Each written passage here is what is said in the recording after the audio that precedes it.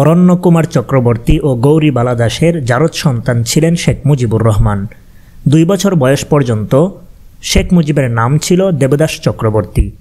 Hello বন্ধুরা, এমনই একটি পোস্ট বর্তমান সময়ে ফেসবুক সহ সামাজিক যোগাযোগ মাধ্যমে ঘুরে বেড়াচ্ছে। আসুন দেখে নেই সেখানে কি লেখা আছে। কলকাতা সিভিল কোর্টের উকিল মিস্টার চণ্ডীদাস, তার এক মেয়ে ছিল যার নাম গৌরীবালা দাস। চণ্ডীদাসের সহকারী উকিল মিস্টার অরণ্যকুমার চক্রবর্তী চণ্ডীদাসের কলকাতাস্থ বাসায় নিয়মিত যাতায়াত করত। এই সুযোগে চণ্ডীদাসের মেয়ে গৌরীবালার সাথে অরণ্যকুমার চক্রবর্তীর অবৈধ সম্পর্ক গড়ে ওঠে। এভাবে চলতে থাকে দিনের পর দিন, যার ফলশ্রুতিতে এরই মধ্যে গৌরীবালা গর্ভবতী হয়ে পড়েন।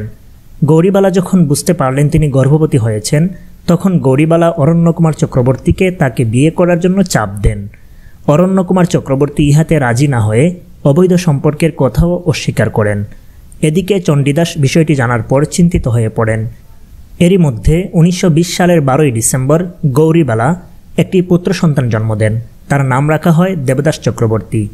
চণ্ডীদাস অরণ্যকুমার চক্রবর্তীকে গৌরীবালাকে উঠিয়ে নেওয়ার জন্য চাপ দিতে থাকেন, কিন্তু অরণ্যকুমার রাজি হন না। এরই মধ্যে গৌরীবালার ছেলে দেবদাসের বয়স 2 বছরে উন্নীত হয়। চণ্ডীদাস হতাশাগ্রস্ত হয়ে পড়েন এবং ভীষণ অসুস্থতা বোধ করেন। চণ্ডীদাসের বিশ্বস্ত মহুরী শেখ লুৎফুর রহমান ছিলেন একজন নিম্নবিত্ত পরিবারের সন্তান। চণ্ডীদাস মেয়েকে নিয়ে সমাজে মুখ দেখাতে পারছেন না। এমন অবস্থায় গৌরীবালার ছেলে দেবদাসের বয়স যখন 3 বছর, তখন চণ্ডীদাসের মহুরী শেখ লুৎফুর রহমান চণ্ডীদাসের সমূহ সম্পত্তি সহ গৌরীবালাকে বিয়ে করেন। তখন এফিডেভিট করে গৌরীবালার নাম রাখা হয় সাহেরা বেগম এবং ছেলের নাম রাখা হয় দেবদাস চক্রবর্তীর পরিবর্তে শেখ মুজিবুর রহমান। এফিডেভিট নং 118, তারিখ 10/11/1923 ইংরেজি সাল, কলকাতা সিভিল কোর্ট, পশ্চিমবঙ্গ, ভারত।